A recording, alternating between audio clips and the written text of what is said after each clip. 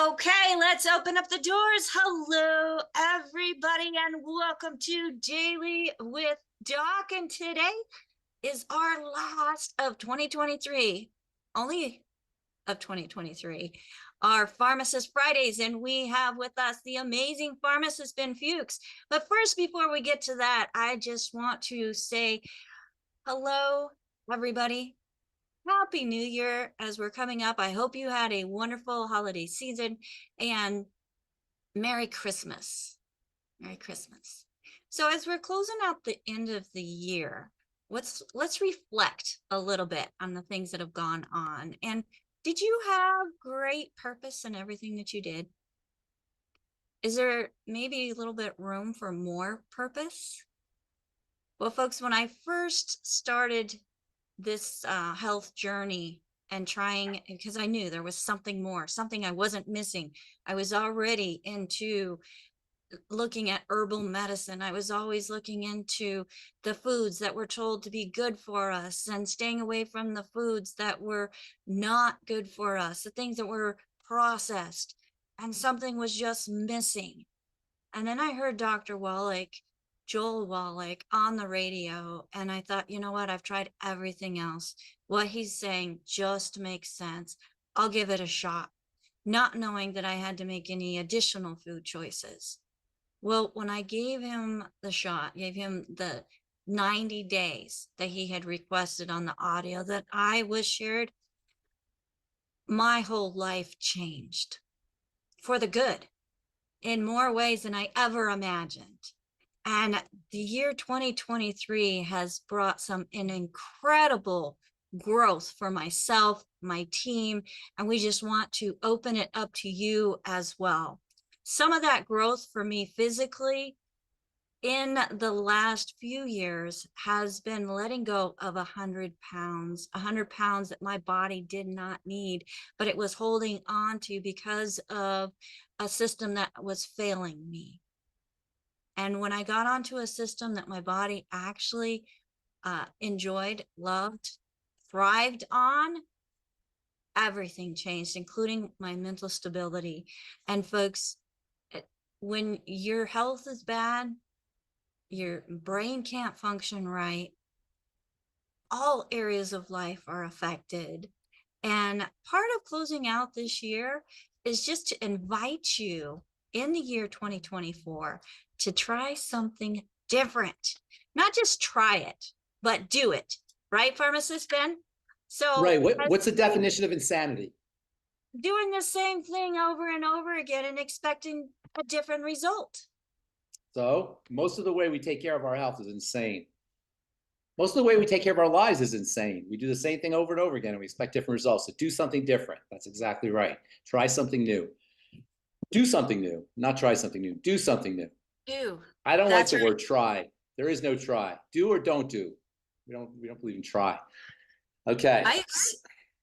I agree. So, folks, if you don't know this gentleman that's sitting here next to me, Pharmacist Ben Fuchs, then you're really missing out because, as you know, a lot of people look up to pharmacists, wanting to make sure that the medication that they've been prescribed is the right one for them and is not going to interfere with other pharmaceuticals that they're taking. And that's where I think that the value that bringing pharmacist Ben Fuchs into our conversation lies, because he has that education, he has that expertise, and he's gone deeper into the nutritional side because he noticed that pharmaceuticals were just not filling the gap as to what you really went into the profession for. Yeah, I'm writing down things that I want to say because you're like sparking you're making me think of different things. I have some construction guys working in my house here, so sorry if there's a little noise. All right, so yeah, you said a couple things that were really interesting. First of all, yes, I am a pharmacist, and I do specialize in medicine, literally medicine, as in the stuff you put in your mouth. It's medical. So when I say I specialize in medicine, I'm not talking about like a doctor. I'm talking about like literally medicine. But a couple of things that you said really kind of got me thinking. First of all, yes, I specialize in these kinds of things, but I don't want people to be intimidated by the world of health and the world of supplements and the world of nutrition. This is something we can all understand. And you'll notice that when people ask me questions, I always kind of explain how the system works, how diseases take shape, or how health is developed, rather than just tell you what to take and what to do, because I want everybody to understand these things. We want to be our own health authority. I'm thrilled to answer questions. I love helping people. You guys can all call me whenever you need, or send your clients, your friends, your families to me if you need advice. I'm happy to do that. But this is not, we don't want to overthink this. Remember, the hardest, or the most common disease that smart people suffer from is overthinkitis. We don't want to overthink this. The body is a system that is logical, that makes sense. And that means disease makes sense. Doctors have this thing they call idiopathic diseases. Idiopathic means we have no idea what causes it. Well, that's because they're not applying forensics. They're not applying logic. They're not applying engineering troubleshooting concepts to how symptoms show up. If you understand how the body's plugged together, how the hip bone, the leg bone is connected to the hip bone, is connected to the backbone, et cetera, you can sort of puzzle the thing together and figure things out. And as long as you have a few symptoms, you can sort of form a picture of what's happening in the body. So number one, I love helping people. Yes, I'm an expert in this in the sense that I've been studying it for 40 years, hardcore as a profession and also as a passion. But I want everybody to feel comfortable understanding how their body works enough so that they can participate in their own healthcare, and they can help their friends, their families, their loved ones, and their customers and clients participate in it as well. That's number one. And second of all, you were talking about drugs, and yes, my specialty is drugs, but it's a short jump from drugs to nutrition, in the sense that drugs do what nutrients do, except in a synthetic, toxic way. And I have this little joke I tell, and it's kind of facetious, but it's really serious, in the sense that what I say is drugs or nutrients are what drugs dream they could be. So when prednisone goes to bed at night, it dreams it was vitamin C. Why? Because a nutrient gives you everything that a drug can do, but in a gentle, non-toxic way and in a multifunctional way. Drug companies spend trillions of dollars every year trying to find molecules that will target specific parts of the body with no toxicity or with little toxicity. We already have those. Those are called nutrients. They function in the same way as drugs, but they do it in a friendly, non-toxic way that not only gives you the benefits that you're looking for specifically for a health challenge, but gives you a wide range of benefits. They're foods for the body. They're the essence of foods, and drugs are artificial versions of those. So it's not a very far leap. Are you talking to me?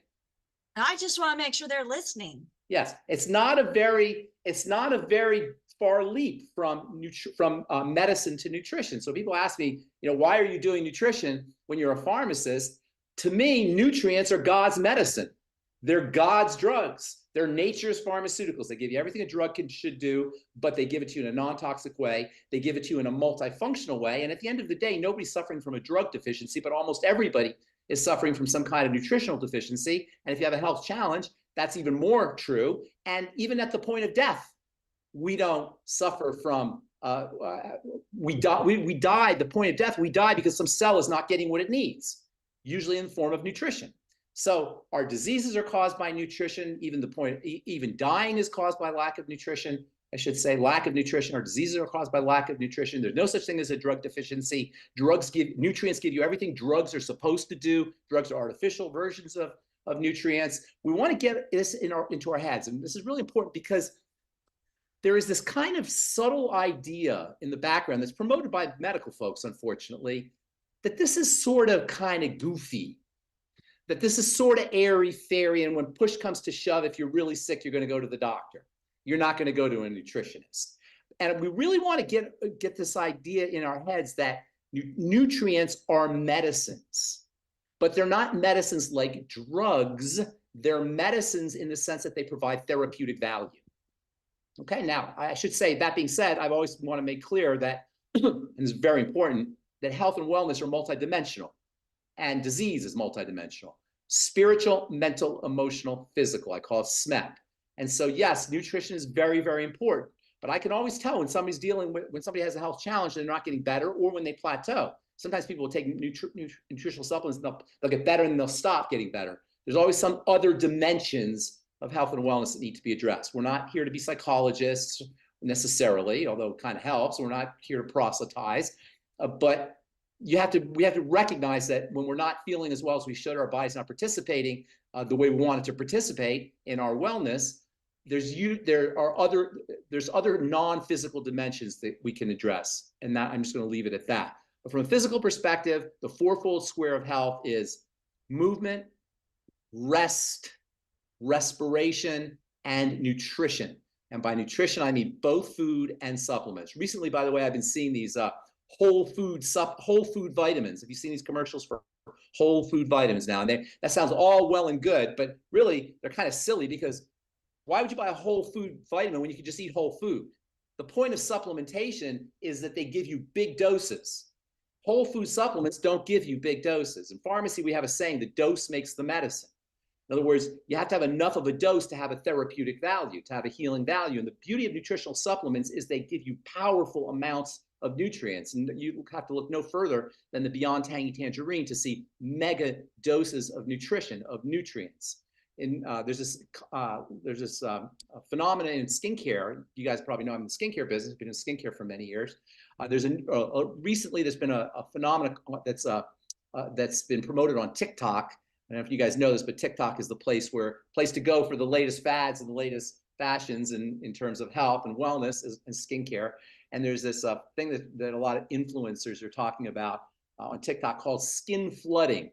And skin flooding is when you put lots of products on your skin in order to push the active ingredients into your tissue. And I've been doing this in skincare for a long time, but this is really what nutritional supplementation is about. It's about nutrient flooding. It's about driving high concentrations of nutrients into the body. Nutrients that are nutrition. Remember, nutrition is non-toxic. Sometimes you'll get people saying, a physician saying, oh, you don't need that many nutrients, expensive urine, blah, blah, blah. You want expensive urine. You want high concentrations of nutrients, so much so that you're urinating out extra. It's like an insurance policy to make sure you have these high concentrations of nutrients. So between high concentrations of nutrients in nutritional supplements and food, because food is very important, the kind of foods we eat and the kinds of foods we should eat and the kinds of foods we're eating that we shouldn't be eating, and digestive health, you have a powerful healing modality for dealing with almost all health challenges. Pretty much, I won't say almost all health challenges. Now, are we ready? Can I start talking here? Because I was going to bring, I have some stuff to talk about based on some letters and some questions that I've been getting. It looks like you want to say something, Rebecca. What I'd like to talk about, though, is because you just said a lot of information that a lot of people don't know, have never heard. And as the person I am, certified holistic health coach, a health advocate for natural health, I'm able to take the information that you shared and share it with other people so that they too can feel what I have felt, because I have such a passion for it. So, Pharmacist Ben, I think you've done a little bit of the same, because you knew the value in quality supplementation. So, and I know we've got a lot of people that are asking questions, wanting to know, okay, what would I take? But let's talk about how we can get more of the information out to others so that they too can feel the difference, find a passion, and then have a purpose greater than themselves in helping others. Is there a question mark there? I'm not sure. Are you asking me a question? Or I would like you to expound upon that, because that's kind of what we talked make it like about. I didn't quite understand. So make it like a sentence with a question mark at the end. So, Pharmacist Ben, why did you get into promoting supplementation? Oh, okay. All right. Well, I'll tell you why I got into promoting supplementation. I'll tell you why I'm such a big believer in supplementation. We study nutrition in pharmacy school. And this is something a lot of people, the average person doesn't recognize, is that pharmacists study nutrition because there's a therapeutic value to nutrients that's well recognized by people who understand medicine.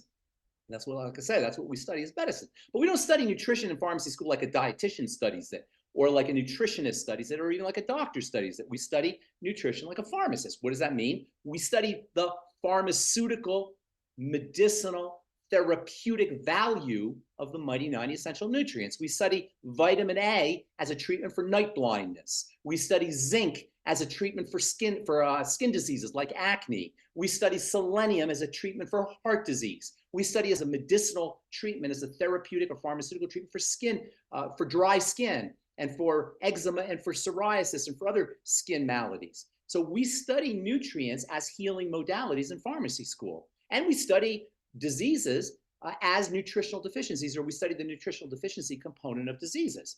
So we study heart disease as a sign of vitamin C deficiency. We study arthritis as a sign of omega fatty acid deficiencies. We study Alzheimer's disease and neurological health issues as signs of vitamin E deficiency. So in pharmacy school, I got this background in pharmacy. On top of all of that, I was an athlete in pharmacy school when I was younger. And as an athlete, I was always, and all athletes do this, we're always looking for an edge.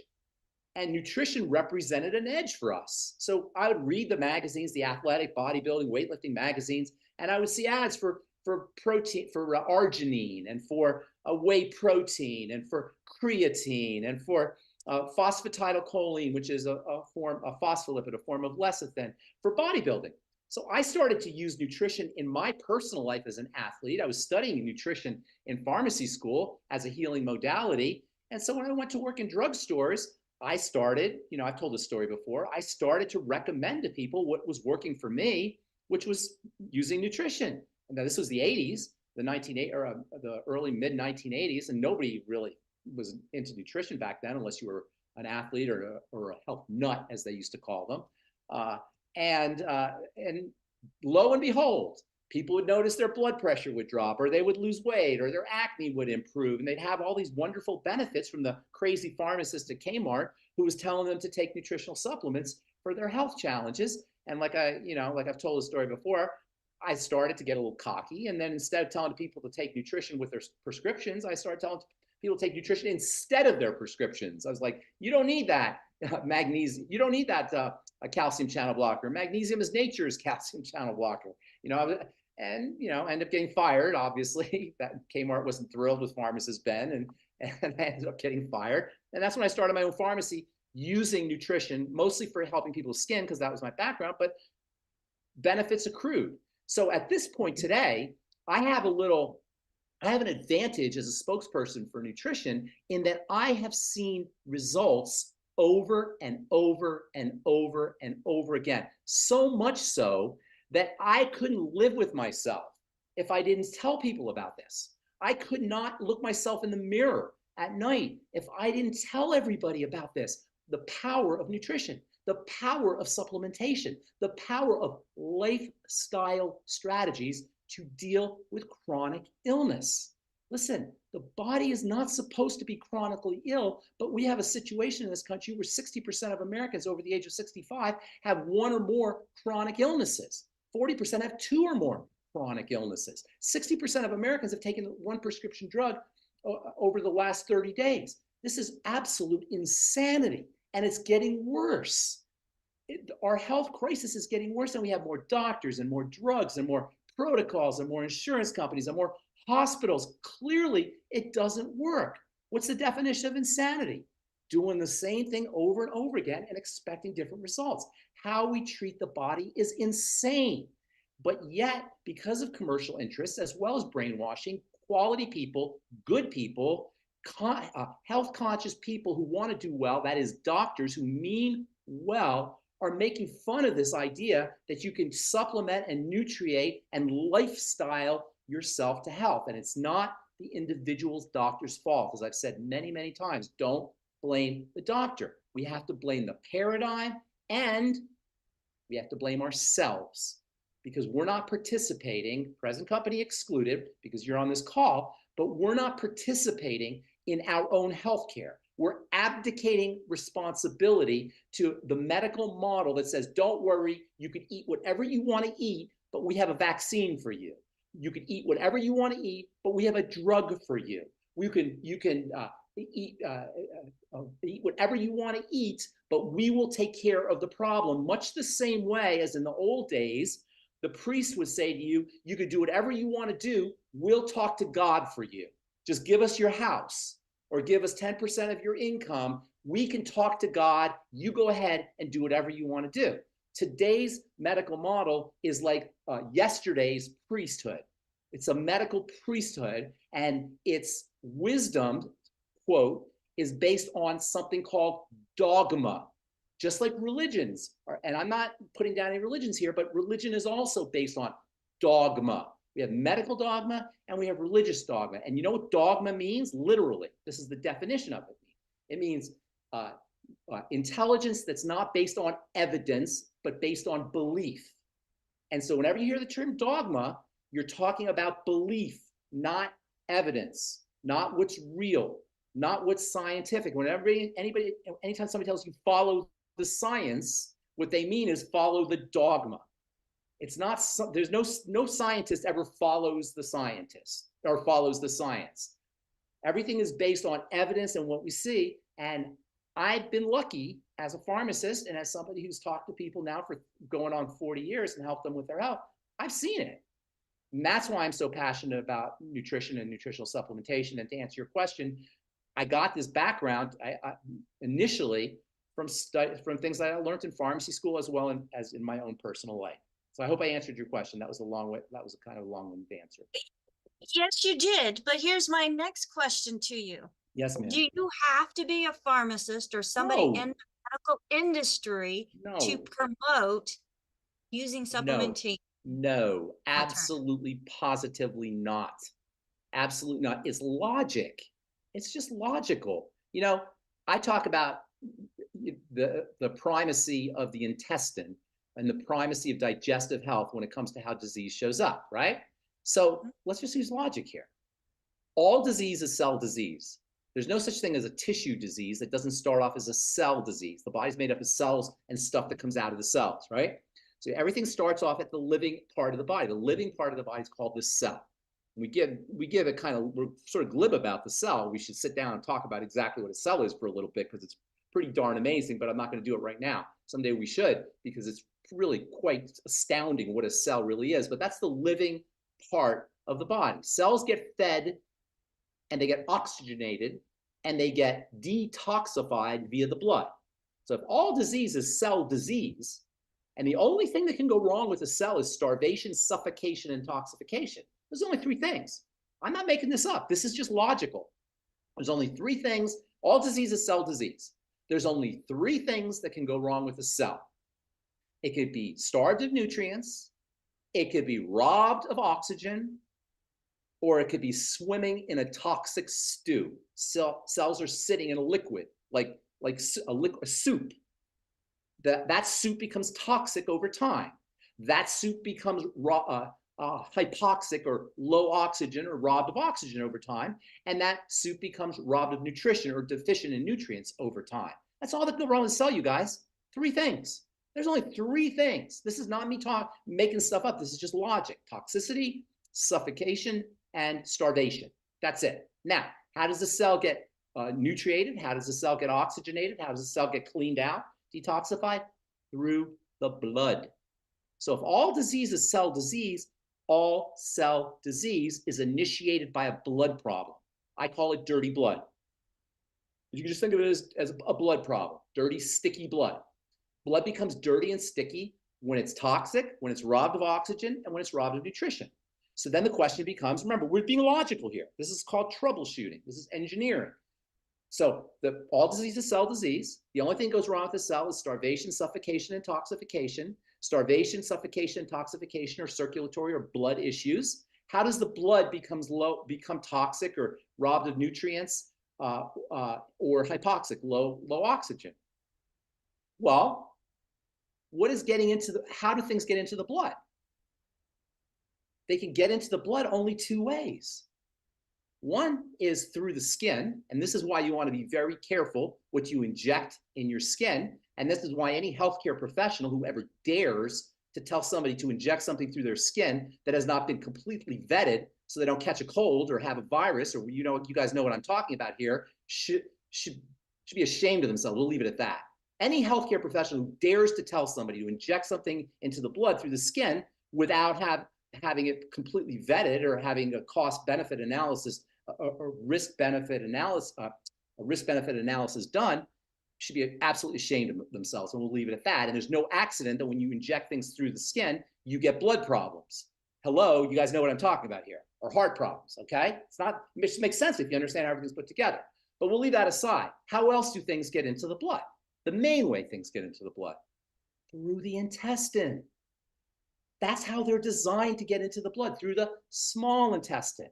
So when I talk about the primacy of the digestive system, and specifically the intestine, when it comes to the development of the disease process, this is just logical. This isn't some crazy, only eat organic, Boulder, Colorado hippie talk. This is just logic, how the body is put together. And then you look at the kind of foods we eat, and then you look at the fact that the foods we're eating, even if we're eating healthy, didn't exist 150, 200 years ago. We've got a body that's hundreds of thousands, maybe 1 million years old, depending on who you ask. Of course, we're going to have a chronic health problem. Of course, we're going to have these ridiculous health statistics that I just mentioned, where almost everybody has, over the age of 65, has at least one chronic degenerative disease. But what does that mean? That means all we got to do is focus on one part of the body to get healthier. Just one part. And that's the intestine. And that's the food. And not because this is some meme or something trite or cliche. Oh, make sure you eat your vegetables. And that's kind of like, that's what foods have become and diet has become. It's become like, mama said, eat your vegetables, and I only eat good foods. It's not like that. It's just a logical way that you can understand how the body becomes sick. And the proof of this is if you stop eating for a day or two, most people will feel better if you stop eating. Now, obviously you have to eat, but just to observe for yourself the power of this, just by stopping the entrance of toxicity into the body, autoimmune diseases become suppressed. Now, speaking of autoimmune disease, the symptoms of autoimmune disease become suppressed. And I often talk about the Walls protocol. Dr. Terry Walls cured herself, reversed multiple sclerosis. She was an MD. She wrote a whole book about it called the Walls protocol. And I've been talking about this since my days in pharmacy school in the 80s. Autoimmune diseases are one of the most troubling forms of health challenges. As anybody who has MS or scleroderma or lupus or type 1 diabetes or, God forbid, rheumatoid arthritis, which is absolutely horrific, will tell you. And if you go to the doctor, they say, oh, we don't know what causes autoimmune diseases, and you're just going to be on this immune suppressant the rest of your life, blah, blah, blah, blah, blah, blah. They do. They still say this. We don't know what causes it. It's genetic. Your mother had it, so you're going to have it, or whatever it is. It's just genetic, which is, a whole bunch of, we can talk about that silliness of that statement. It's just genetic. So I've been telling people, but it's just logical based on what I just said. You should understand that once toxicity gets into the blood, you're going to activate an immune response. Oh, guess what? When you inject things into your skin, you also can get autoimmune diseases. So just this week, I saved it. I was going to read this article just this week. A whole study came out about the relationship between the intestine and autoimmune diseases in some medical journal. I think it was the Lancet or the British Medical Journal. Congratulations, scientific model, medical model. You've now discovered what I've been talking about, and Dr. Wallach has been talking about. Anybody who understands what the body, how the body is put together, has been talking about for 40 years. People, don't wait 40 years. You don't have 40 years if you've got an autoimmune disease. Don't wait for your doctor to bless a concept that is completely logical once you understand how the body is put together. And if anybody wants this article, send me an email, ben@ksco.com, and I'll send it to you. And you should tell everybody about this relationship between autoimmune disease and the digestive system and the intestine. But it's not just autoimmune disease. It's all health challenges. So once you work on digestive health, something as simple as digestive health, you'll go a long way towards addressing whatever your health challenge is. Now, I was going to talk about something here. I don't want to interrupt. If you have other questions, Rebecca, I don't want to stop you here, but I was going to talk about something that I think is pretty important because I've gotten a couple letters on this. And I understand we have an oncologist. Is the oncologist on the call today? I haven't seen her yet. Okay, all right. So it was interesting, Rebecca, you told me that there was going to be an oncologist on the call because today I got 2 messages from folks who were dealing with cancer. One was a text, and the other was Hattie, my friend Hattie on Facebook. I don't know if Hattie's on the call here. Do you know Hattie? I do know Hattie, and I'm looking to see she's usually on with us. So yeah, so she sent me a Facebook, and then I got another call, coincidentally, both about cancer. And then you mentioned to me the oncologist is going to be on the call, so I thought we could talk a little bit about cancer today. Is that okay? All right, let's do it. Let's do it, and then let's go into how we can be part of a solution. Yes. Well, you know, this will all lead into how we can become part of a solution. That's a great way to conclude what I'm going to talk about here. Perfect. So cancer is very tricky because cancer is like a switch that gets turned on. Diseases, or most chronic degenerative diseases, are progressive and they can be reversed. Cancer is more like a switch that gets turned on. But what I want everybody to understand here about cancer is that cancer to the body is a coping mechanism. Cancer, and by the way, there's no such thing as cancer in the sense that there's no such thing as breast cancer. There's no such thing as prostate cancer. There's no such thing as bone cancer. There's no such thing as skin cancer. There's no such thing as liver cancer. Now, before anybody starts yelling at me here because I say, oh my gosh, I know people have this cancer, that cancer. What I mean is there's no such thing as breast cancer. There is breast cell cancer.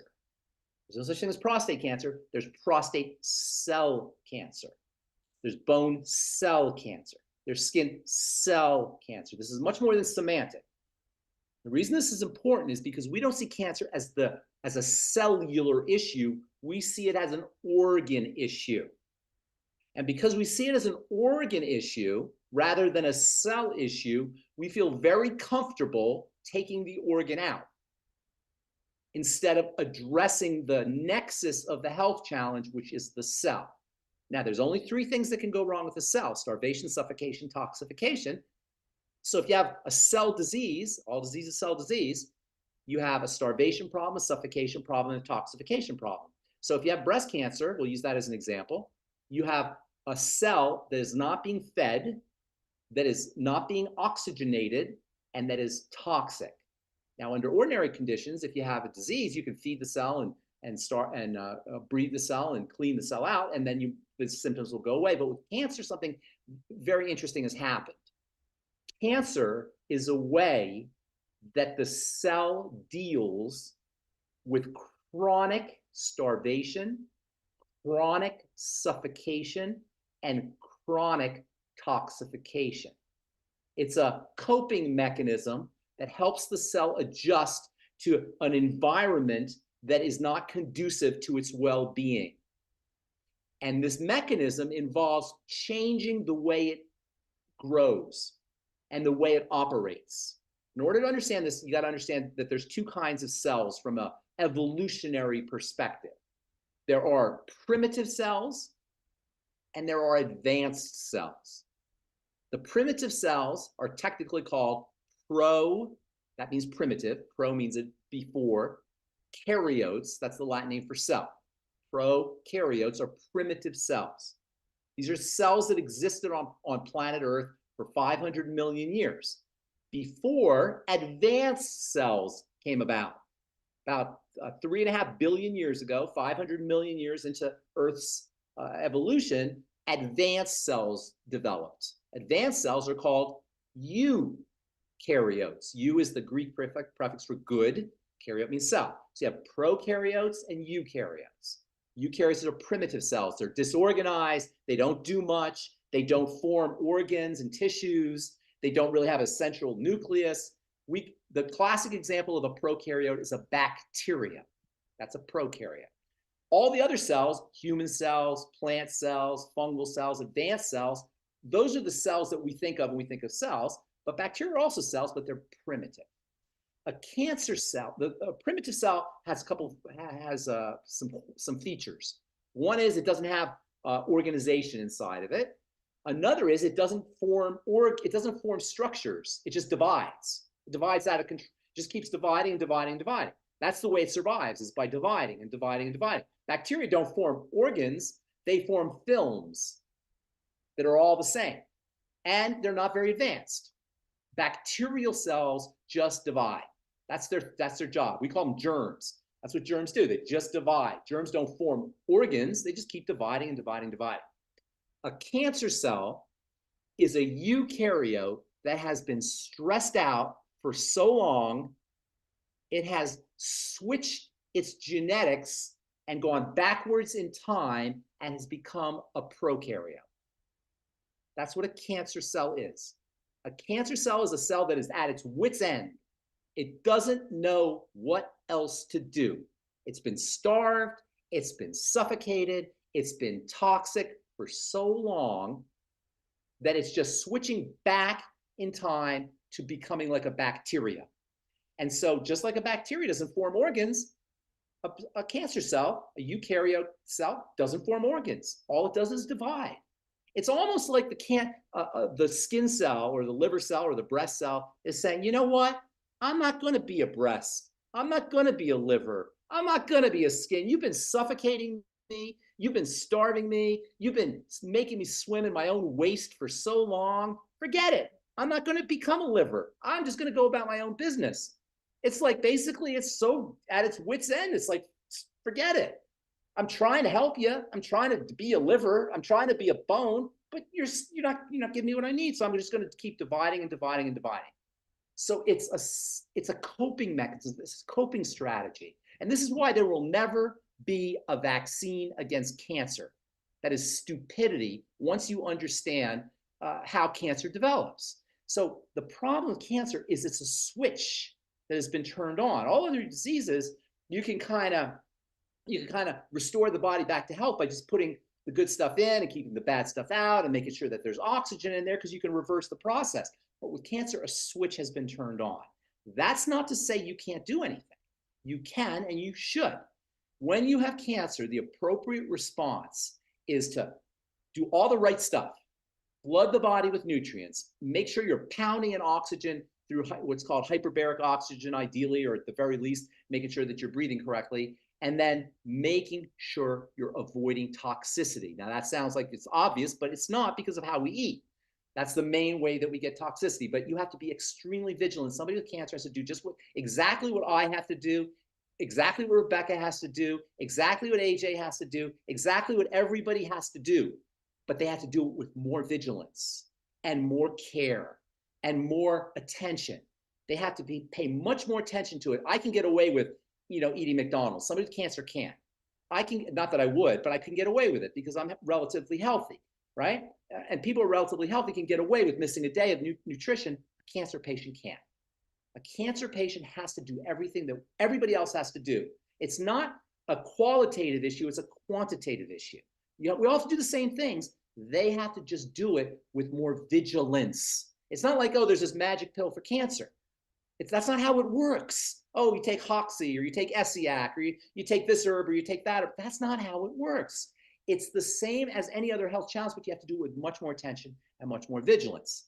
And then also with a cancer patient, the job of a therapist and the job of the cancer patient themselves is not to cure the cancer.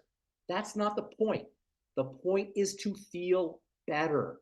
The point is to feel stronger. The point is to have more energy. The point is to have more vitality. The point is to have more vigor. The point is to feel good.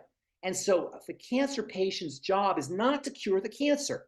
That's what the doctors will tell you to get rid of the diagnosis. And by the way, cancer doctors all know the cancer comes back because you haven't changed the environment. After chemotherapy, you might have killed the cancer, the tumor cells, but it comes back because you haven't changed the environment. So the job of the cancer patient is to do everything we all have to do. There's no magic pill for cancer. There's no magic supplement for cancer. You have to do everything we all have to do, but with more vigilance, with more attention. And your job as a therapist or a helper or loved one or a cancer patient themselves is to feel better every day. Every single day you want to have energy. Every single day you want to feel great because What's the point of curing the cancer, but you feel like garbage, right? Oh, you killed the cancer's gone, but we killed the patient. The surgery is a success, but the patient is dead. That's a little joke that doctors like to tell. And that's kind of how we look at it, because they think that, oh, we're going to get rid of the cancer, but the patient feels miserable. What's the point of that? You want to feel good every day, and you will if you do everything correctly. Now, if it's progressed to the point where you've been ignoring it, and now you're at stage 4, and Hattie asked me a question. She's got a stage 4 patient who's metastasized into 3 different organs. Metastasized means the cancer has progressed. It's now in the circulatory system, and it's distributed all over the body. It's going to be a lot tougher. Obviously, the time to deal with cancer is ideally prevent it, and then even before, once it's spread, it makes it a lot more difficult to do. That's not to say there's not things you can't do. And by the way, I've said this many times, I'll say it again. Cancer remits, number 1, spontaneously, supposedly spontaneously, but you can change it. You can change the milieu of the body, and cells will become non-cancerous. They can switch back on. That's known to happen. And not only that, but cancers happen all the time in the body. But the body has a mechanism for getting rid of cancer. The body has a surveillance system that will look for cells that are cancerous, and it will carve them out. So we're all getting cancer every day. We're getting, in the sense that we have cells that are becoming cancerous, that are going backwards in time, becoming eukaryotes. But the body has a surveillance system in the immune system that will carve out those cancer cells. So you don't want to have the perspective that it's a death sentence. You want to have the attitude that I am going to feel better every day. I'm going to do everything I'm going to give my body everything it wants. And that also includes the spiritual, mental, and emotional dimensions of all of that. And this gets us to another very important part of the body. And this is really what I want to talk about here today. And that is, there are 2 nervous systems. We all have heard the term nervous system.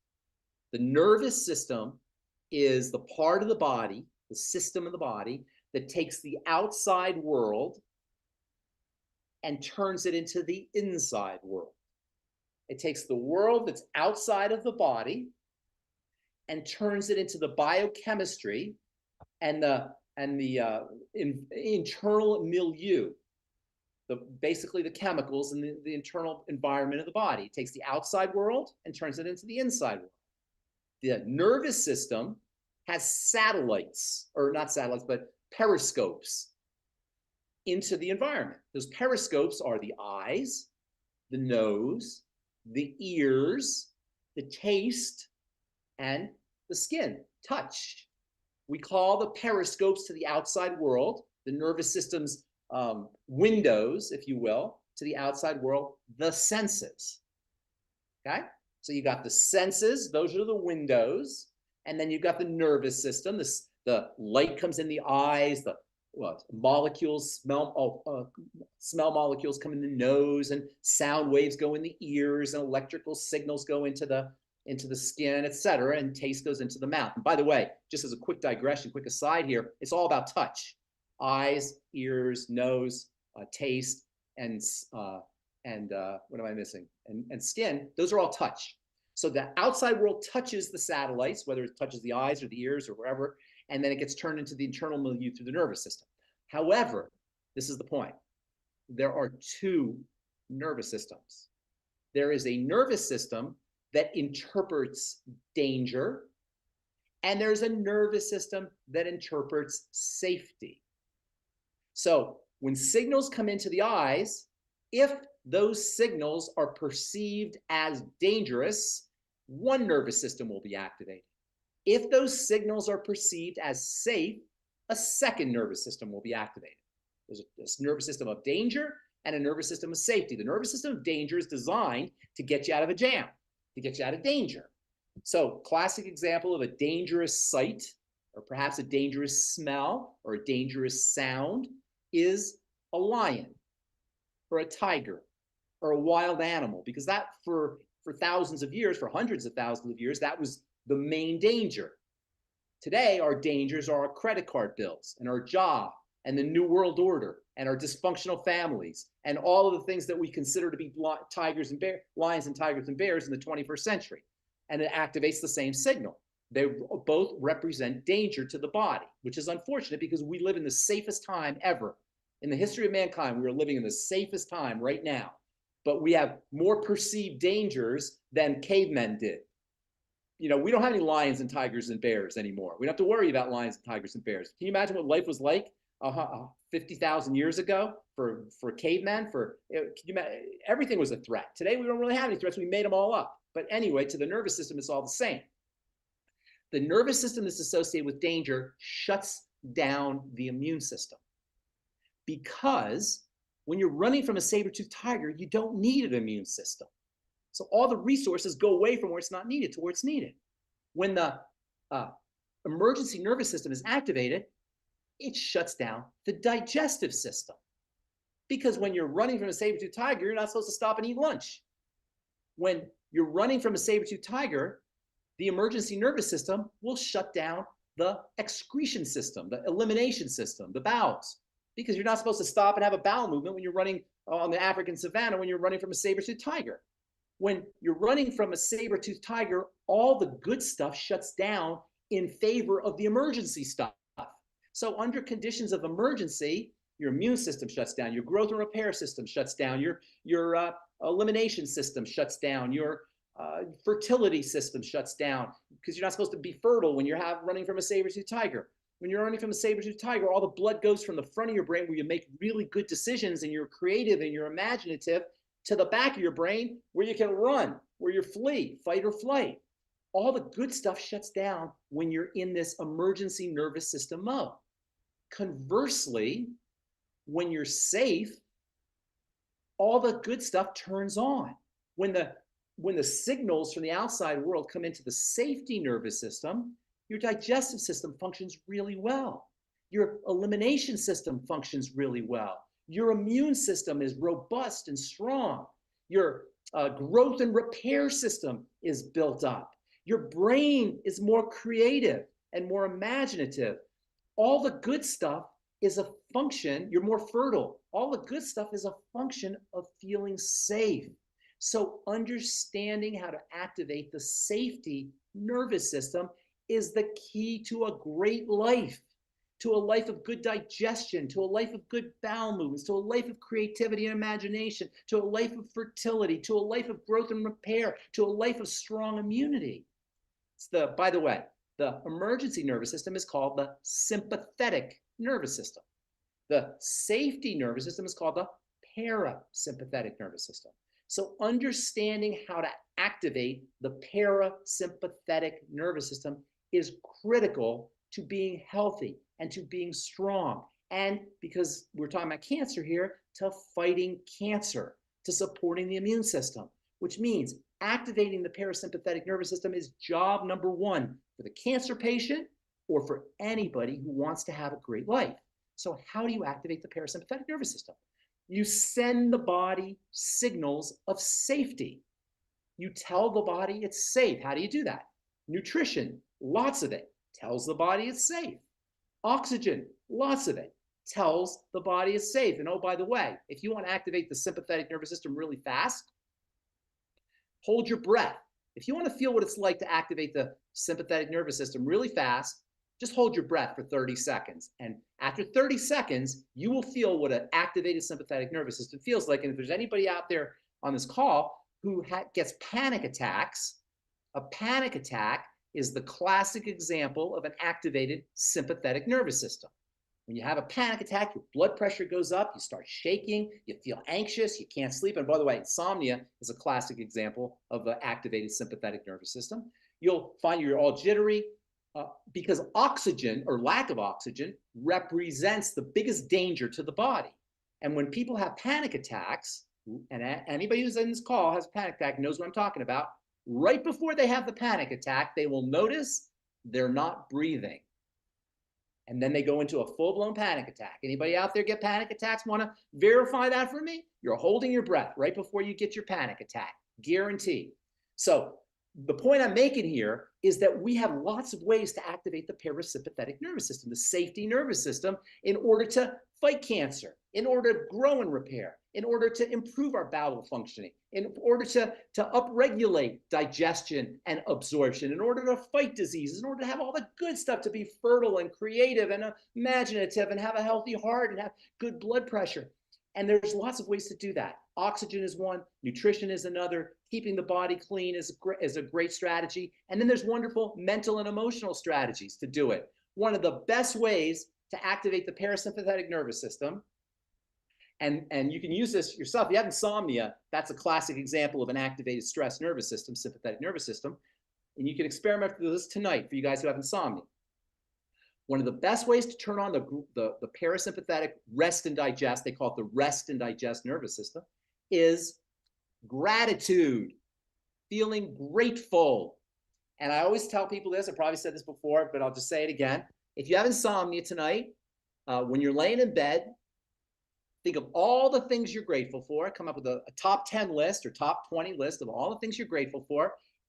My house, my health, my money, my cat, my dog, my kids, my whatever it is. Just run down the list, make things up. The blankets I have, the warm clothes I have, the roof over my head.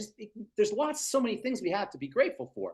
One of the things about the body is it's designed to look for danger because those are the threats, not the good stuff. Those aren't the threats. So you have to make things up. You gotta look for the good things and just run down the list, top 10, top 20, and then start again, and then start again. By the time you're in your third or fourth list, the next thing you know, it's going to be first thing in the morning and you will have fallen asleep. That's because you've activated the rest and digest nervous system. Appreciation, gratitude, grace, being grateful before meals. Say grace before meals. Why do you think we say grace before meals? You activate your digestive juices before meals. Because this is the rest and digest nervous system. Visualization can be a powerful way to activate the parasympathetic nervous system. I have a friend, when she can't go to sleep, she pretends she's sleeping in a pile of kittens.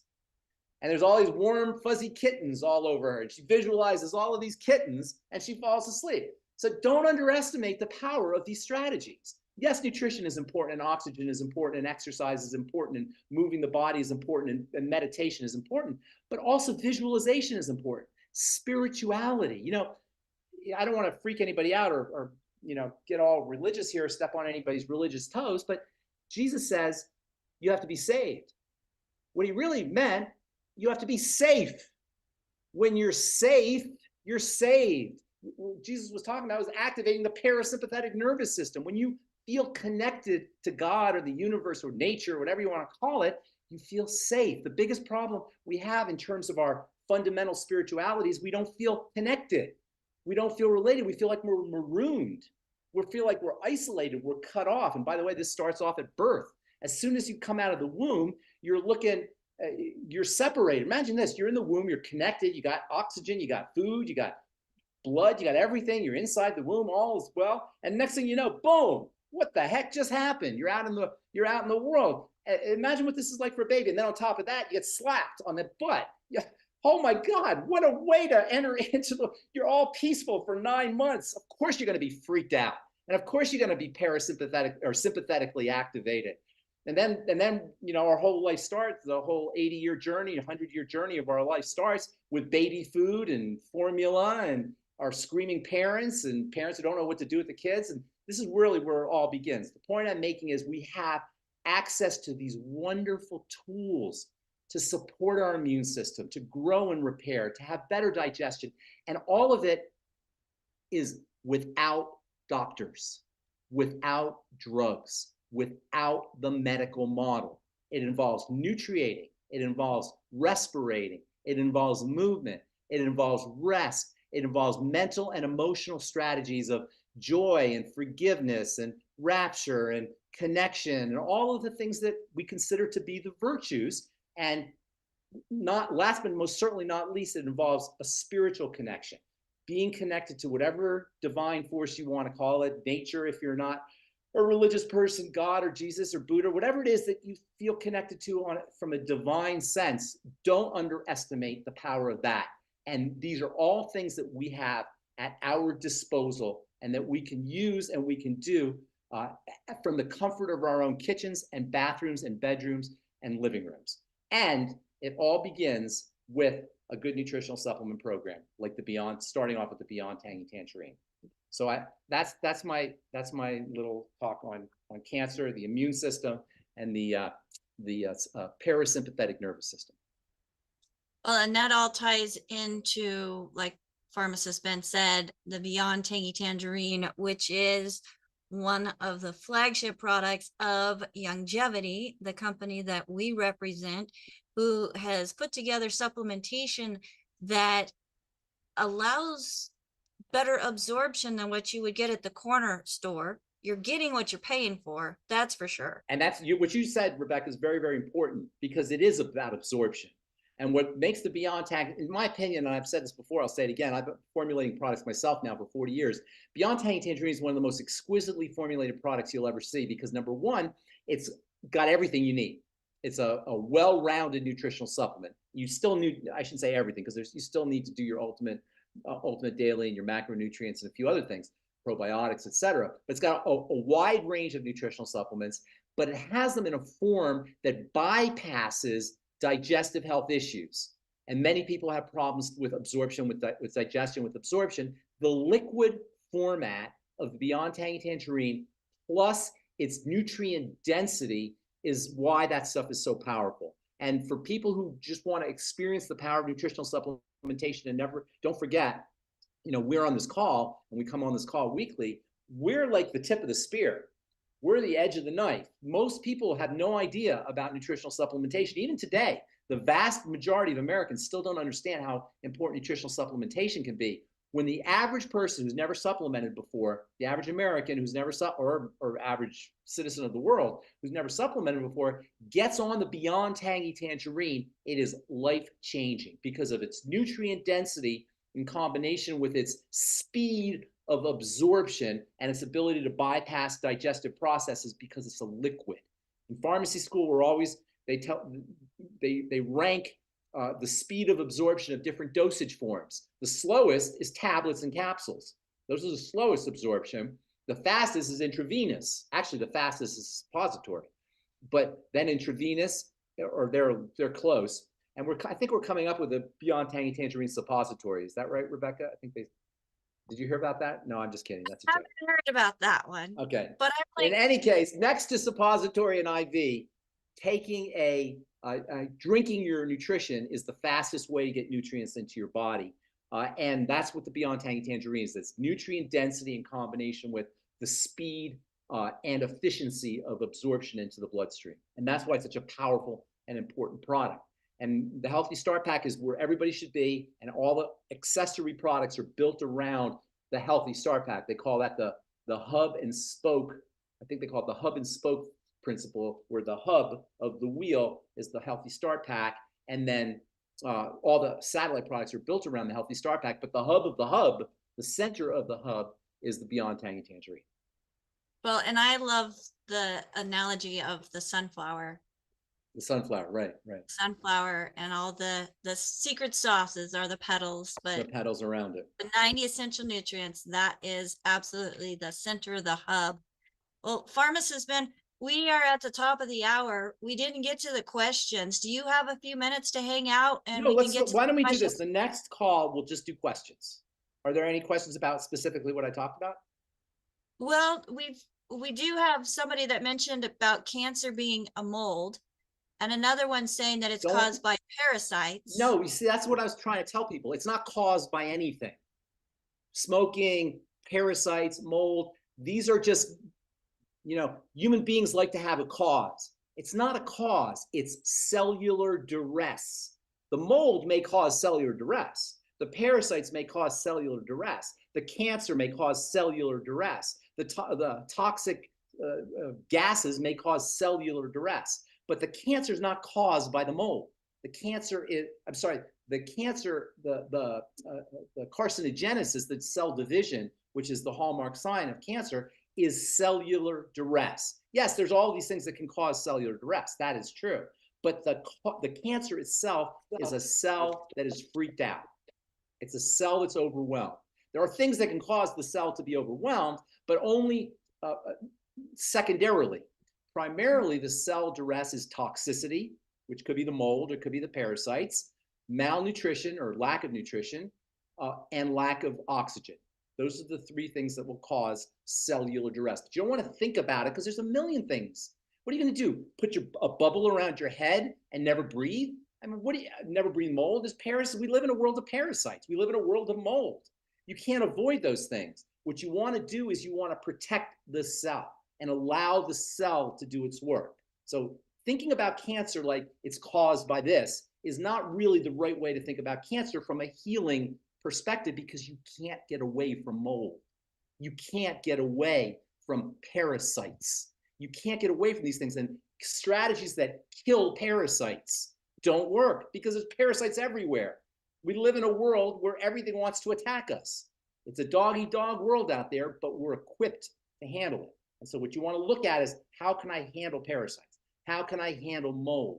How can I handle the assaults on the body? And so looking at it, it's not helpful to look at it like caused by mold, caused by processed food chemicals, caused by whatever, caused by. Look at the cellular duress aspect of it. And that's where we come in promoting the longevity products, is because we are supplying the foundation that helps a cell be the healthiest it can be. Yes, yes. You want to look at making your body strong, i.e. making a cell strong so that it can withstand these assaults. Now, if you're in an environment where you're in the jungle and in South America, you're going to be much more susceptible to attacks by parasites. You're going to be much more vulnerable to parasites or mold. If you're in a moldy house, that's not a good idea. If you're smoking cigarettes, that's not a good idea either. But what you want to look at is the cell itself. Cancer is a cellular issue. And like I say, it's a coping mechanism, a way that the cell deals with all of these assaults. Yes, you want to avoid your exposure to mold and parasites and cigarettes and toxins in food and preservatives and sunscreens and chemicals that you put on your skin, etc. But you want to look at the body and help the body deal with all of the assaults that are inevitable within a context of staying away from things that you can stay away from. All right. Well, folks, we hope you found this episode of Daily with Doc helpful, as we do have pharmacist Ben Fuchs with us here on Fridays. We invite you to feel the difference, be part of a team that is power-packed, not just in the products, not just in the message, but also in the community.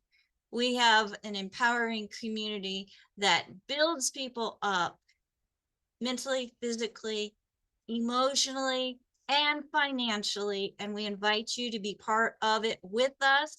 Folks, this program is being sponsored by DailywithDoc.com. If nobody invited you to this program and you would like more information about what we spoke about today or any of our programs, get back with the person that shared this program with you. If there is no one to thank, go to our website, DailywithDoc.com, and reach out to us through that contact option.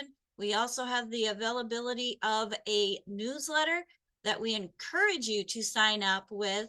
Whether you're new or already involved, does not matter.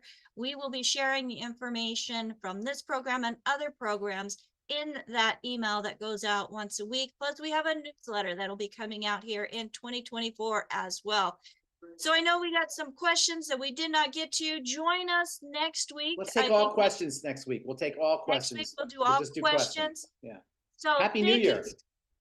Hey, yes. Happy New Year.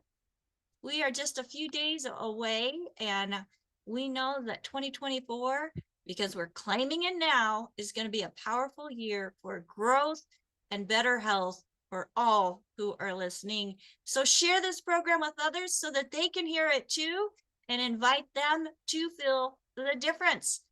My name is Becca Dukes. I'm honored to be the hostess of this program and leading the charge, Pharmacist Ben, next to you in helping others find better health. So Thank you. folks, if you've got questions for Pharmacist Ben, you can email him at ben@ksco.com, and we'll make sure that we remind him to check his email, but he's really good at it, actually.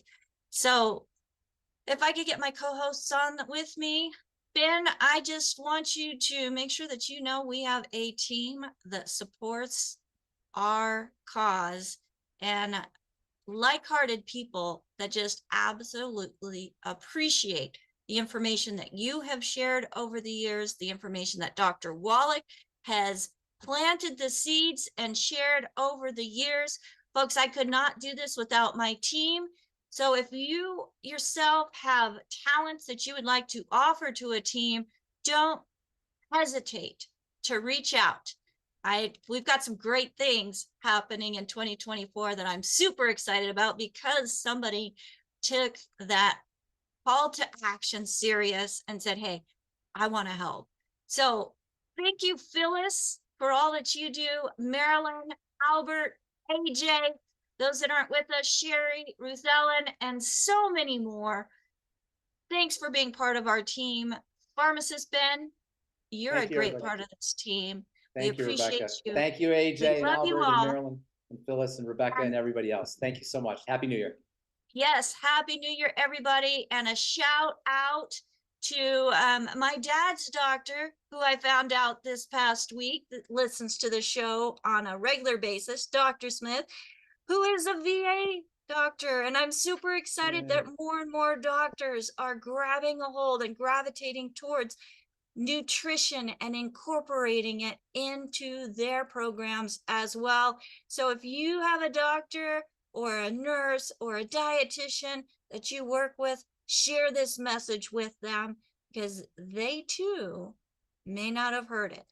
So until next time, thank you everybody for listening to DailywithDoc.com. Find our replays on YouTube, Rumble, Spotify, Amazon Music, Google Music, Twitter, and so many more places, and coming to the TV channel near you. Bye for now.